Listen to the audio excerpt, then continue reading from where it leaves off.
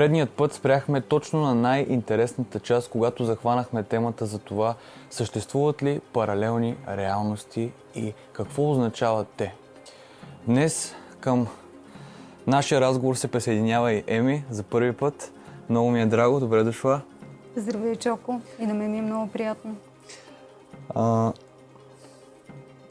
Как можем най-лесно да си обясним какво представляват паралелните реалности? Защото аз си признавам, първия път, когато чух фразата паралелни реалности, това звучи изключително сложно. И всъщност, според мен не трябва ли да се спрем на двете думи по-отделно, паралелни и реалности, и да разберем какво означават те? Това наистина е единия вариант, от който може да тръгнем. И е начина, по който аз гледах на паралелните реалности в началото. Защото паралелен, обикновено си представяме паралели и меридиани, нали, както сме ги учили в училище. На база на това ние мислим за някаква успоредност и се чудим, добре де, това ако са такива реалности, как става така, че те трябва да имат някаква пресечна точка? Точно, да. И ти става интересно какво да направя тази реалност, нали, за да мога да хем да ги виждам едновременно всичките, хем да разбера къде съм аз самия. Тоест, от това, което установихме със Иво от предните епизоди, ако всичко е тук и сега и няма минало и бъдеще, това означава ли, че няма само една реалност? Тя не е една и не е... и има всъщност множество и безкрайно много. На практика всяка една реалност е нашия избор. По всяко време. Избора и фокуса, който слагаме където и да е в тези реалности, определя какво ни се случва, каква е тая реалност, за какво става дума като преживяване, като взаимодействие с всичко. Иво, как практически можем да осъзнаем паралелните реалности? Здрасти на теб. Здравей! Най-лесното практическо осъществяване на която и да е реалност и опознаването й е като приемем, че да речем сънищата са също толкова истински, колкото реалния живот. Къде е интересният момент? Ние говорихме по принцип с тебе за плазменото кълбо, което представлява индивидуалното ни разтегляне на пространство-времето. Или хиперсфера. Или казано иначе хиперсферата. При това разтегляне на пространство-времето ние имаме, да речем, от едната страна развитието, от другата страна паметта, оценката, логиката и така нататък, като честотни характеристики. Тоест, самото разтегляне на пространство-времето се оказва честотна характеристика и тъй като в тази честотна характеристика има облак от вероятности, които ние можем да избираме и те подпомагат нашия избор, всъщност целият този облак от вероятности са виртуални, ментални, паралелни реалности и докато не изберем която и да е от тях, тя не се явява реалност. Тоест, всичко в облака от вероятности само по себе си е отделна възможна реалност, която може да се случи със същата сила, с която съществува и тази в момента. Точно така. Точно така и ти много добре го казваш, че вероятна реалност. На практика това наистина са вероятности, които ние чрез нашия фокус може да определим дали ще съществуват и ще ги преживеем или няма да съществуват и ще си останат само вероятностни състояния или реалности. Добре, в такъв случай вече установихме, минало и бъдеще няма. Всичко е тук и сега. Ние създаваме нашата собствена реалност чрез избора, който правим точно в това тук и сега. Какво следва от тук нататък? От тук нататък следва това, което пак говорихме. Какво можем да правим? Всяка промяна на избора до какво води? До ново разтегляне на пространство-времето. И тъй като в едно от предните издания уточнихме, че ние правим избори 10 на 44 пъти в секунда, това автоматически означава, че ние 10 на 44 пъти създаваме кадри, като всеки кадър може да е отделна реалност. Можеш ли да го разясниш още по-подробно? Тъй като всеки избор, който правим, определя разтегляне на индивидуално пространство-време. Фокусирайки се върху този избор, който сме направили, разтегленото пространство-време, като един конус,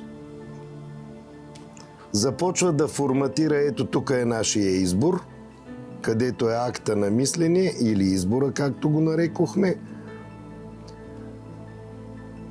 Сбор, ако си спомнеш тази етимология на думата, от общия сбор на всички възможни вероятности, които се намират в точката на целия потенциал, където времето течеше с безкрайна скорост, ние правим един конкретен избор, който автоматично започва да подрежда една след друга картини, които да подпомагат като минало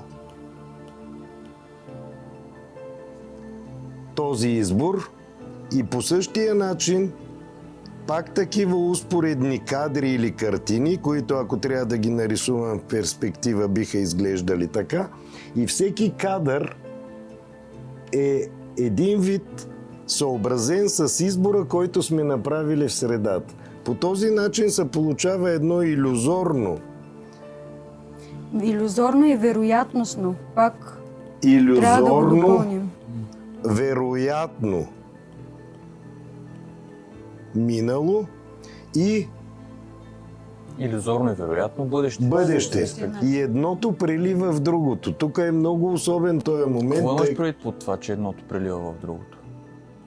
тъй като в хиперсферата говорим за разтегляне на пространство-време. Разтеглянето на двойката фотони, ето сега ще ги нарисувам като двойка фотони по същия начин, предопределя честотната характеристика на самото разтеглено пространство-време. Но тези фотони, те не седат на едно място. Те се въртят около центъра и образуват цялата хиперсфера. Те се въртат наляво, надясно, нагоре и по този начин изпълняват, обхващат абсолютно всички реалности. Затова се образува и така нареченото кълбо или хиперсфера. При това положение обаче, ето бъдещето може да стане минало и миналото става бъдеще. Как наричаме тогава, ако всичко това наистина са отделни паралелни реалности, преплитането на паралелни реалности? Самото преплитане на паралелни реалности, това са избори, които ние правим и при тези избори ние едновременно засичаме два кадъра, които имат пресечна точка. На практика, на база на нашите избори, ние сме свързани с всяка друга наша реалност.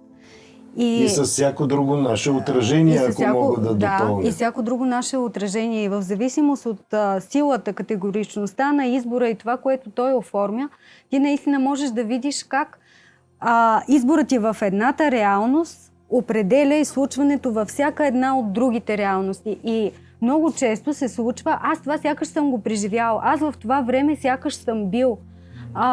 Имаш усещания, отиваш на места, да речем, и това почва да ти напомня на нещо.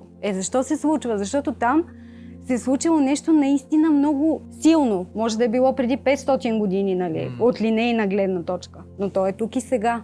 И по този начин, честотата, която ти си изпитал, преживял в това време, е свързана с теб.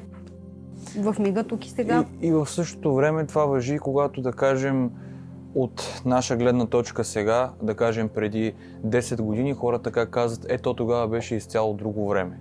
Това ли имат предвид? Нищо не беше същото.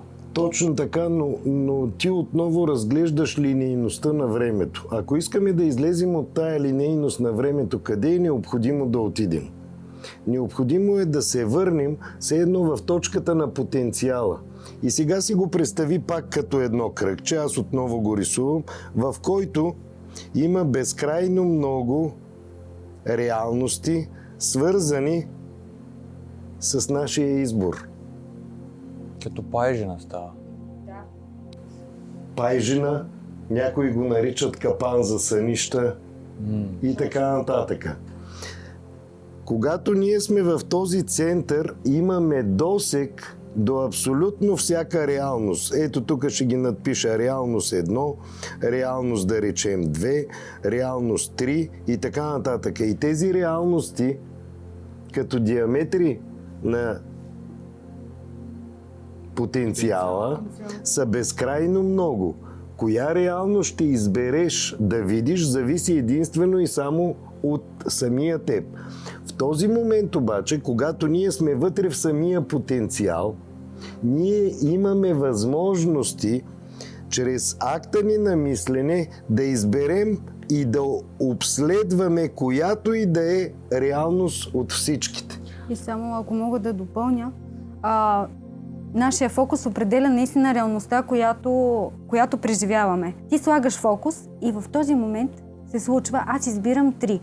Когато избереш 3, тя е единствената съществуваща за теб в този миг. И всичко друго изчезва, сякаш го няма. Защото продължава да съществува. Да, но ти слагаш ограничение, както говорихме, от целия потенциал, за да преживееш точно определен избор, един фокусиран избор, който ти си направил. И около този твой избор определяш околна среда и цялата тази околна среда с твоя избор представлява една паралелна реалност. Значи в такъв случай ние сме изключително силни, що можем от целия потенциал, който има безкрайно много паралелни реалности, ние да си изградим едно ограничение, едно конкретно обследване, за да се потопим в него. Тоест, това го правим ние. Ние и при това го правим съвсем осъзнато. То е свързано с избора, който сме направили, за да преживеем даденото ограничение, за да го обследваме това ограничение. И толкова действително, че ние вярваме, че това е реалността, която е. И ние сме само това. И дори някой да ни каже, какво ще кажеш за предните си животи? Първата ти реакция е какви предни животи, нали? Аз съм сега и така нататък. Тук идва обаче един много интересен въпрос. Откъде ние да разберем коя реалност да изберем? Тази реалност, която избираме в момента, в който не сме избрали никаква реалност. Тоест, разбираш ли тук... В който имаме потенциал да избираме. Да, т.е. ние в момента, в който нямаме избор, избираме една точно конкретна реалност. Ама как да разберем коя е тая точна конкретна? Къде да знаем кое сме избрали?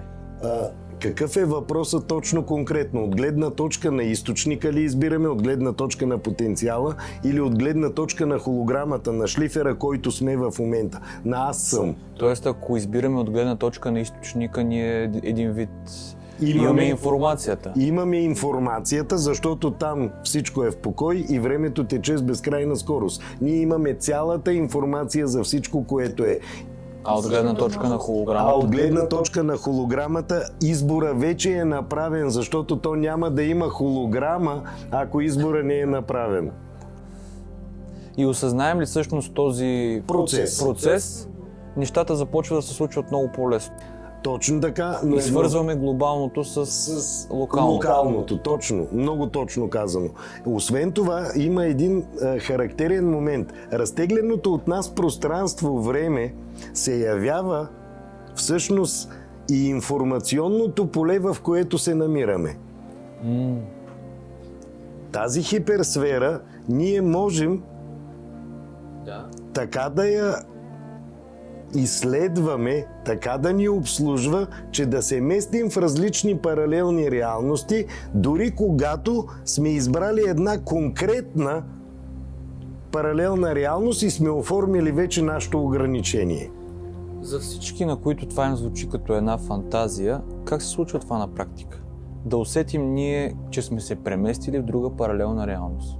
Веднага можем да направим едно упражнение за всички зрители. Затворете очи, отпуснете се, погледнете нагоре вътре в себе си, вижте едно плазмено кълбо. То е точно като Слънцето. Плува, върти се. Пулсира искри. Това плазмено кълбо е точно вашата хиперсфера.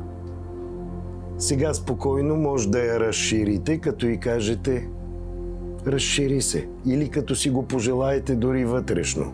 В момента, в който сферата се разшири и стане 3 или 5 метра, влезте вътре в нея. След като сте влезли, пожелайте в този миг, тук и сега, да отлетите, да се преместите, да се телепортирате, да речем на една планета, в близост до Слънцето Сириус Б.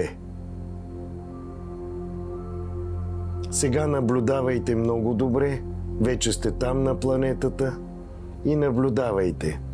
Изкарайте най-напред едната ръка и погледнете как се променя. След това втората, изкарайте единия крак, а сега излезте от сферата. Погледнете се как изглеждат вашите ръце и крака. Има ли промяна? Ако сте забелязали тази промяна и тя ви шокира, но в същото време усещането е, че това сте самите вие, приберете се обратно в плазменото кълбо и се върнете тук и сега, след което отворете очи. На практика нашето плазмено кълбо или хиперсферата осигурява индивидуалното и уникално разтегляне на времето и пространството. И ако ти използваш този потенциал, който си самия ти, да разтегляш времето и пространството, ползвайки хиперсферата или плазмената топка, можеш да наблюдаваш и да бъдеш навсякъде, във всяко време, във всяко пространство. Можеш да пътуваш във времето, да ходиш на различни планети, да усещаш различни честоти, преживявания. Всичко това да преминава през Откъде тебе. идва шока у нашия зрител? Идва от това, че той забравя за момент третия закон. За съществуването цялото е ум, светът е ментален. Подчертавам, светът, всички паралелни реалности са ментални, т.е. мисловни. Тоест те са мисловно достижими. Те не само са мисловно достижими, ние разтегляме ментално, дори реалното ни пространство-време и толкова добре го правим, че си създаваме илюзията, че виждате ли, това е материя. Тоест реалността е мисъл. Истинската същност на реалността е наистина мисълта. Само че ти толкова добър фокус правиш и това е абсолютен дар. Толкова е добър фокусът, че ти преживяваш материалност в мисловността. Което е... Това доказва за пореден път колко е силна нашата мисловност и ние колко сме силни като потенциал. И колко необятни можем да бъдем, ако изберем точно това. При тази така показания пример, който направихме току-що, можем ли да си пожелаем да се върнем назад във времето? Какво беше времето? Разтеглено от нас индивидуално пространство-време, което ние сме определили какво да бъде. Следователно, ние сами можем да бъдем в онова минало, което желаем да бъдем. Например, желаем да проверим какво точно се е случило с братята Кирил и Методий 865 година пред вратите на Цариград. Правим също нещо. Затваряме очи. Плазменото кълбо, разширяваме кълбото, влизаме в него и си пожелаваме да видим какво точно правят братята Кирил и Методий в момента в Цариград или пред неговите врати. В този момент ще видим картина. Когато излезем от тази картина, дори ще можем да видим ние самите как участваме в този процес, как изглеждаме, как изглеждат ръцете ни, облеклото ни, начина по който... Да се видим от гледната точка на наблюдателя. Да излезем наблюдателя. от рамката, че ще сме със същата същност и външна обвивка в случая. Няма как да бъдем. Няма как да Сменен е бъдем. избора, следователно е сменена и цялата реалност, включая и нашата обвивка като шлифер. Да, ограничението, което сме избрали, е различно спрямо погледа, различния поглед, който в този момент прилагаме. Добре, но не мога тогава да не те контрирам с това, което се случва в нашия свят. От рода на има хиляди хора, които ходят на баячки, на врачки, на хора, които им предсказват бъдещето, някои вярно, други им взимат пари. Къде отива цялата тази идея тогава, ако всеки сам създава своята паралелна реалност? Тогава идват две неща.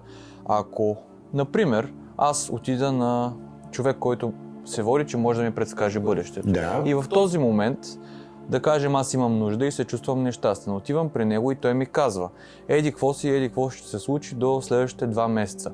Обаче ако след 1 седмица аз реша, че аз си взема избора, променя си посоката и вече стана друг човек, както се казва, и отида пак при същия човек, той ще види ли същото или ще види различно нещо? Ще види различна вероятност. Идеята тук каква е? Ако ние сме ето това ограничение, в което общо процентите колко са? 100% ние сме това ограничение. Съгласен ли си? И сега си представи, че това ограничение е запълнено с 100 топки. Добре. 100 топчета. 100 топчета. Окей. Какво означава да направим избор? Означава ли да ги съберем всички, докато стане едно? За да стане ядрото и съответното ни протонно поле, ние събираме, да речем, 97 от топчетата, ги концентрираме в 3% от общото информационно поле или от общата вероятност, която ние вече сме ограничили. Тоест, от 100% на кръга, в 3% ядро събираме 97 топки. Само мога да дам пример за това е нашата планета. Имаш 3% суша, 97% вода. Тоест 3% е концентрацията, 97% е потенциала, който остава. И остават 3 топки, ето тук ще ги нарисувам, които 3 топки са 3% вероятност, разположена в 97% от пространството. Тоест това все едно много трудно можем да ги намерим. Онова обаче, което сме избрали, се намира ето тук. То е с силна концентрация и високо гравитационно поле. Добре. И тогава тези гледачи, така наречени феномени, добре. Какво кое точно виждат? Ето това. Твоя избор с високата концентрация. Но ако ти промениш избора и се насочиш с друг фокус, ето да речем в този елемент да речем 1, автоматически какво си направил? Сменяш избора, сменяш реалността. И сменяш цялата реалност. И сега, кога това нещо става разбираем? Ако в 97% от случаите ти си избрал аз умирам, и в 3% от случаите имаш аз живея. Ако избереш случая аз живея, какво ще се случи с всичките останали 99%? Тоест, те ще станат отново просто потенциал, а аз живея ще се реализира. Ще бъде конкретният избор, в който започват да допълват облак от вероятности, които вече да форматират, да подпомагат твоя избор аз живея. И в този план, ако ние се фокусираме по този начин, ние дори може да определяме времето, за което да съществуваме. Можем да си удължим периода на нашето живеене. По този начин ли са го правили в древността цивилизации и хора, които са живеели по 500 години, по 1000 години? 1000 години, и това дори е отразено и в Библията. Знаеш много добре в историческата част на Библията, че там средната продължителност на живота е от 300 до 900 години. Точно по този начин. Именно, защото при промяна на избора, т.е. когато достигнем една лимитирана граница, според науката наречена още граница на Грайзен зацепен Кузмин, тази лимитирана граница ние я прескачаме и все едно преминаваме в друга паралелна реалност, в друг живот, но всъщност ние си оставаме същите, като продължаваме просто собствения избор и собственото ни развитие. Тоест, ако продължим да се разгръщаме дори в тая форма и в тая реалност, която сега в момента сме избрали, ние вземаме честоти и задачи и от следващата и така. И така може да се разгръщаме до безкрайност. Тоест можем да определим и колко време в този шлифер да продължим да съществуваме. Тоест различните техники, чрез които ние да използваме, ако позволиш, паралелните реалности, ни помагат всъщност да научим повече информация за самите нас и да подобрим сегашният ни избор в името на всичко останало. Като не бива да забравяме едно съществено нещо. Това е съвсем вярно, което каза, но не бива да забравяме, че всяка преживяна паралелна реалност повече никога няма да се повтори, тъй като вече тя става познато, изследвано знание на незнанието и отива моментално в информационния потенциал. Тоест, един път преживяна една паралелна реалност, тя никога не се повтаря. И ако ние решим да се връщаме в същата реалност, това е невъзможно. Ние ще се върнем в много близка до същата реалност, но не и в същата. Тоест, това, което вече се е случило като паралелна реалност, никога повече не може да се повтори по същия начин.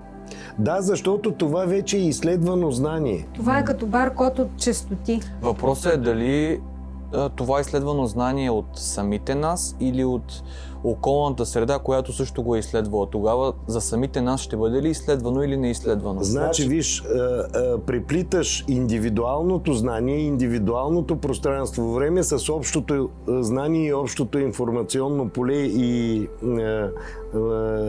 разтеглено пространство-време. Или с други думи, индивидуалната холограмна гледна точка с тази на източника. Да. И тук идеята е, че всеки един, който е проявен, той индивидуално разтегля с всеки свой избор своето пространство-време и прави кадър след кадър, след кадър, след кадър, 10 на 44 пъти в секунда. И преживяното на твоето отражение на елементите в твоята реалност няма нищо общо с преживяното твое, дори да правите много близки неща.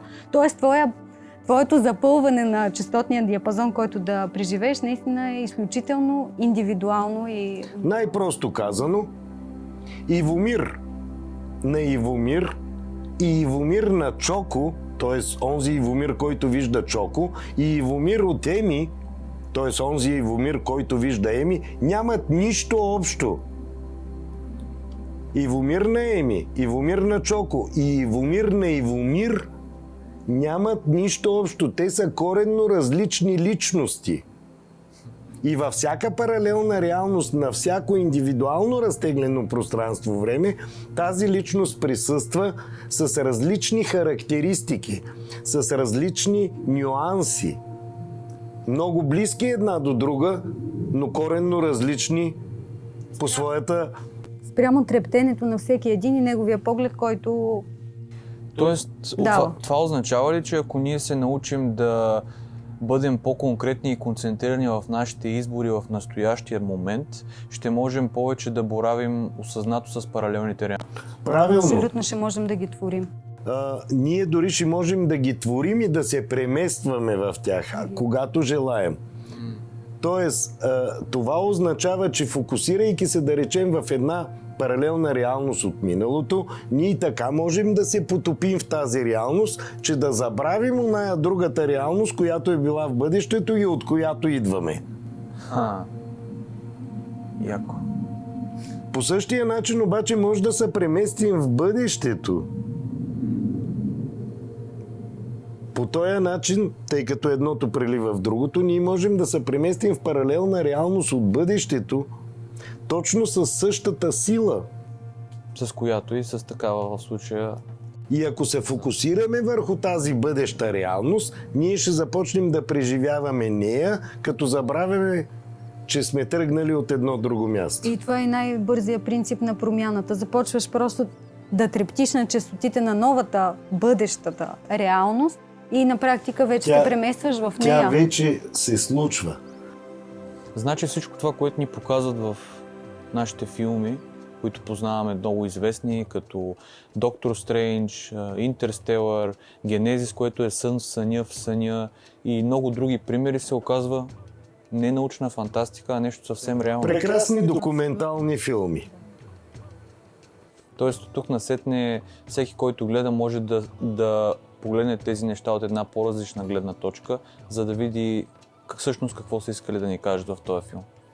освен поглеждането от една по-различна гледна точка. Идеята е той да допусне изводите, които би направил от тази различна гледна точка, като идея, която му идва отвън. И когато приеме тази идея, той всъщност разширява възможностите си и границите на собственото си виждане, увеличава своя диаметър и по този начин увеличава и собствените си възможности. А ако възможностите на паралелните реалности са безкрайни, работата, която трябва да извършим спрямо тях. Естествено, тя се увеличава, тъй като π си остава константа, а тя е равна на периметъра върху диаметъра, т.е. на работа върху възможности. И понеже това е безкрайно, ние затова се ограничаваме, за да можем един вид постепенно да изследваме дадени ограничения в цялата безкрайност. И пак. Точно така, но това са парченца от пъзела. И тъй като ние можем да изследваме всяко парченце от пъзела, колкото повече парченца обследваме и изследваме, преживявайки ги, толкова по-всеобхватен поглед бихме могли да имаме. Мисля да спрем до тук и следващия път да си поговорим за това в случая какво представляват по-конкретно нашите сънища като паралелна реалност, какво представлява регресията, прогресията, дежавю и всички тези частични погледи или, както разбрахме днес, паралелни реалности. Благодарим, че бяхте с нас в епизода на Заедно за едно. Задавайте вашите въпроси, защото имаме желание да направим цяла серия, в която един вид си комуникираме с вас и отговаряме на колкото се може въпроси повече, като всеки представи неговата индивидуално разтеглена гледна точка. Благодарим, че бяхте с нас и до следващия път.